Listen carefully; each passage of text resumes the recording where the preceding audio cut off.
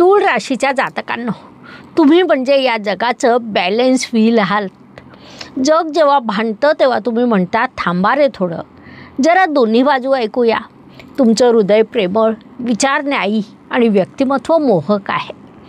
परंतु हा डिसेंबर महिना तुम्हाला सांगतोय की आता थोडा स्वतःसाठी देखील न्याय करा.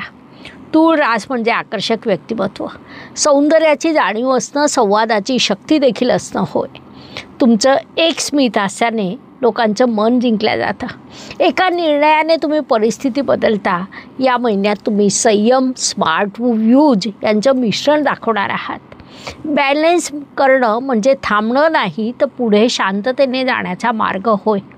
निर्णय घेताना देखील कला वापरणारी रास म्हणजे तूळ रास होय.